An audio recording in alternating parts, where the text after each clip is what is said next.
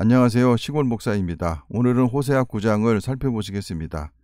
9장에서는 이스라엘의 선지자와 제사장 그리고 지도자들의 타락을 지적하고 있는데 그들은 백성들을 신앙적으로 인도해야 할 사명이 있음에도 불구하고 오히려 그들이 타락을 함으로 이스라엘의 멸망을 부채질했음을 볼 수 있습니다. 1절입니다.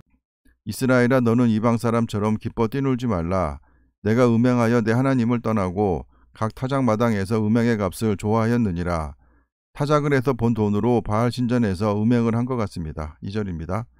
타작마당이나 술틀이 그들을 기르지 못할 것이며 새 포도주도 떨어질 것이요 풍요를 주신 하나님께 감사하지 않고 타작을 해서 본 돈으로 음행을 했기에 하나님께서 흉년이 들게 하신다는 것입니다. 3절입니다.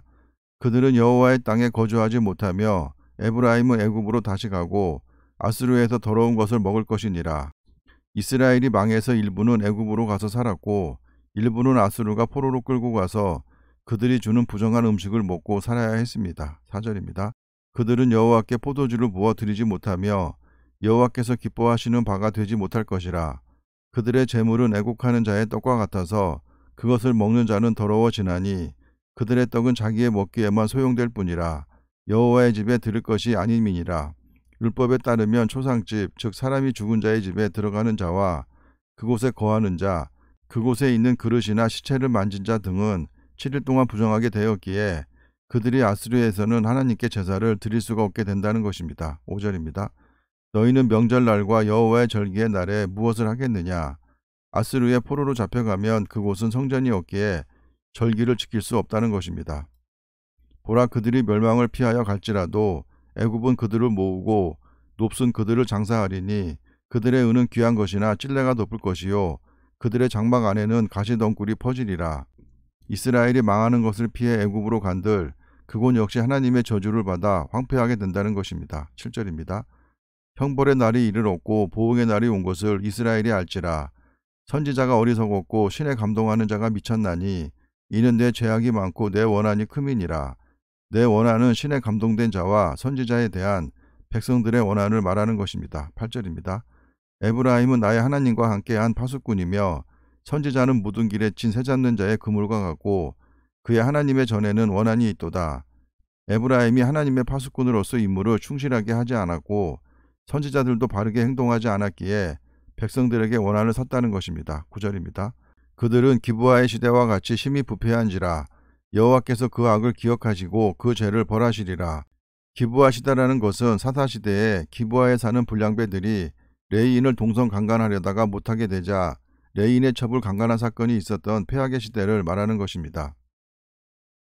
옛적에 내가 이스라엘을 만나기를 광야에서 포도를 만남같이 하였으며 너희 조상들을 보기를 무화과 나무에서 처음 맺힌 첫 열매를 본같이 하였거늘 그들이 바알부올에 가서 부끄러운 우상에게 몸을 들이므로 저희가 사랑하는 우상같이 가증하여졌도다.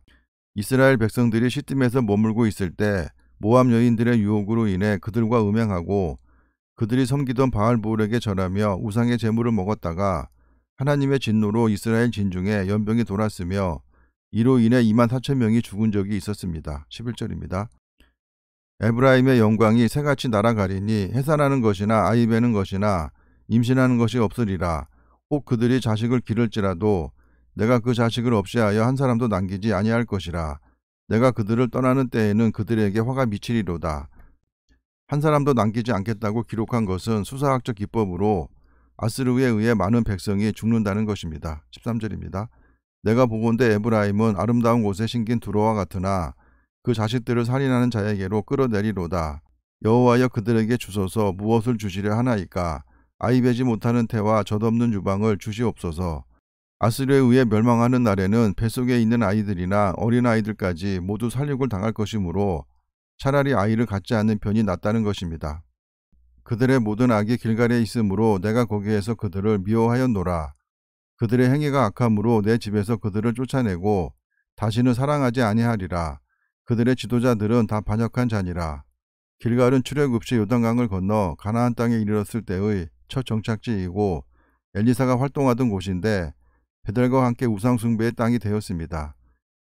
그리고 여기에서 주의 깊게 봐야 할 것은 하나님께서 다시는 이스라엘을 사랑하지 않겠다고 말씀하셨다는 것인데 유다가 망해 바벨론 포로기를 거쳐 돌아올 때 이스라엘 백성들도 불러주셨다는 것입니다. 16절입니다.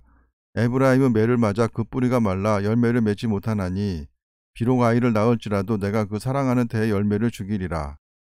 이스라엘은 나라가 다시 회복되지 못하게 하신다는 것인데 15절에서 이스라엘을 다시는 사랑하지 않겠다고 하신 말씀과 비슷한 말로 보시면 될 것 같습니다. 17절입니다. 그들이 듣지 아니하므로 내 하나님이 그들을 버리시리니 그들이 여러 나라 가운데에 떠도는 자가 되리라. 이스라엘은 BC 722년에 나라가 망해 여러 나라 가운데로 흩어졌는데 유다가 바벨론 포로에서 돌아올 때 일부가 함께 돌아왔고 이후에 1948년에 독립을 했기에 2600여 년 동안을 떠돌이 생활을 했습니다. 이스라엘은 자신들이 저지른 죄로 인하여 결국 나라가 망해 2600여 년 동안을 떠돌이 생활을 하였습니다. 그만큼 하나님의 진노가 무섭고 두렵다는 것을 우리는 이스라엘 역사를 통해 깨달아야 할 것입니다. 감사합니다.